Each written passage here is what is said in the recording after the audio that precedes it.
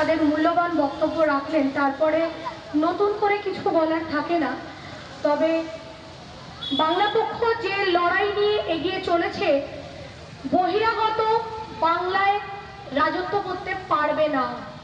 বাংলার মাটি বাঙালির মাটি, বাংলা যাদের হৃৎপিণ্ডে জড়িত রয়েছে, বাংলা যার মায়ের ভাষা, বাংলা যার বাবার ভাষা, বাংলা যার প্রাণের ভাষা, সেই হলো প্রকৃত বাঙালি।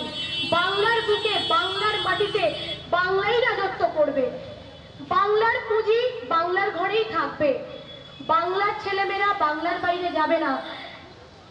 প্রসঙ্গত আরো একটা কথা বলি, অদ্ভুত রকম একটা ট্রেন্ড তৈরি হয়েছে, বাংলায় কথা বললেই সে নাকি বাংলাদেশী।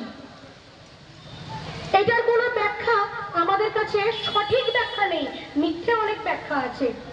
দ্বিতীয়ত, আমাদের বাংলার মাটি, তাদের রক্ষা করার দায়িত্ব আমাদের প্রত্যেকের। বাংলায় প্রচুর কাজ আছে, কাজ নেই বাঙালির। আমার কাছে, নিজের কাছে, আমার কাছে বিজ্ঞাপন সংরক্ষিত আছে, যেখানে পরিষ্কার বলা হচ্ছে এখানে আমরা কর্মী নেব, তবে বাঙালি নয়, কোট আনকোট বাঙালি নয়। বাইরে থেকে এসে তুমি আমার রাজত্বে রাজত্ব করে আমাকেই তুমি দেশের রাজ্যের বাইরে পাঠিয়ে দেবে, এটা আর বাঙালি মেনে নেবে না। বাংলার মাটি বাঙালিরই থাকবে। বাংলা পক্ষের এই লড়াইয়ে তারা ভয় পেয়েছে বলেই আজকে কাকড়া, বিছে, ছাড়পোকা, উইপোকা অনেক কিছু তকমা আমাদের বাংলা পক্ষকে এঁটে দেওয়া হচ্ছে। কিন্তু যদি আজকে দাঁড়িয়ে জিজ্ঞেস করা হয়, রবীন্দ্রনাথ এমন একজন ব্যক্তিত্ব, আমাদের জাতীয় সঙ্গীত তারই হাতের লেখা। আমাদের রবীন্দ্রনাথ থেকে শুরু করে, বিদ্যাসাগর থেকে শুরু করে, আমরা যখন প্রথম অক্ষর জ্ঞান আমাদের কার হাত ধরে, ঈশ্বরচন্দ্র, তিনি কোথাকার মানুষ, বাংলার মানুষ। আজকে রবীন্দ্রনাথ থেকে শুরু করে, নেতাজি থেকে শুরু করে, রাসবিহারী থেকে শুরু করে যত শহীদ, আজকে যখন শহীদের ইতিহাস লেখা হয় বা যারা শহীদের ইতিহাস পড়েন, সেখানে বাঙালির সংখ্যা সিংহভাগ। অথচ সেই বাঙালিকেই গালিগালাজ করা এবং খুব খারাপ যে জায়গাটা দাঁড়িয়ে লাগে, যখন বাংলায় দাঁড়িয়ে আমাকে বলছে ও তো বাংলাতে হ্যাঁ, ও বাংলা বলতে কলকাতা কা হ্যাঁ, আমি কলকাতার, আমি বাঙালি, আমি বাংলা, আমি বাঙালি হয়ে জন্মে আমি গর্ববোধ করি।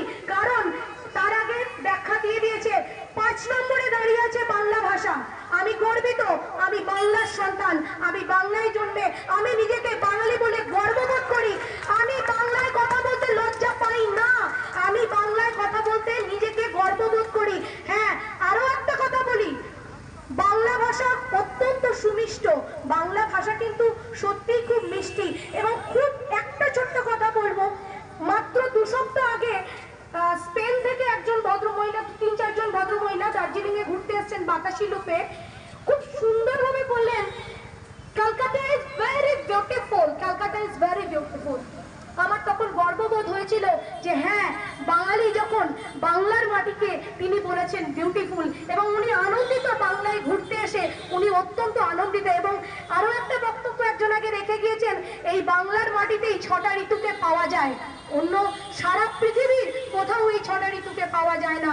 আমার প্রত্যেকটা বাঙালির কাছে অনুরোধ, যারা এখনো বাংলা পক্ষের বাইরে আছেন, তারা অনুগ্রহ করে বাংলাকে বাঁচাতে, বাঙালিকে বাঁচাতে, বাংলা ভাষাকে বাঁচাতে, বাংলার পুঁজিকে বাঁচাতে অনুগ্রহ করে বাংলা পক্ষে যোগদান করুন। বাংলাকে আমাদের বাঁচাতেই হবে, বাংলা ভাঙতে আমরা দেব না। আমাদের বাংলা আমাদেরই থাকবে, আমাদের রাজত্ব আমরাই করব, আমাদের পুঁজি আমাদের ঘরেই থাকবে, বাইরে নয়, কোনো বহিরাগত নয়। আমরা যখন যেখানে জন্মেছি আমাদের মাটি থেকে আমাদেরকে কাজের তরফে আমাদের অন্য রাজ্যে চলে যেতে হয়, কিন্তু তার হিসাব দিয়ে দিয়েছে আমাদের এখান থেকে যায় 21 লক্ষ, আর তারা আসে 1 কোটি। তাহলে এই 1 কোটি থেকে 21 লক্ষকে যদি আমি সরিয়ে দিই, তাহলে এই 21 লক্ষকে কি বাংলার বাইরে যেতে হতো না? আগে আমার ঘর বাঁচাও, তারপর তোমার ঘর বাঁচবে কিনা আমি ভেবে দেখব।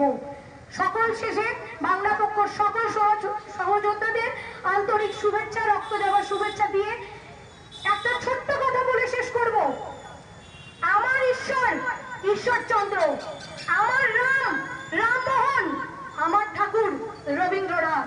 জয় জয় বাংলা, জয় বাংলা। আর কিছুক্ষণ পরেই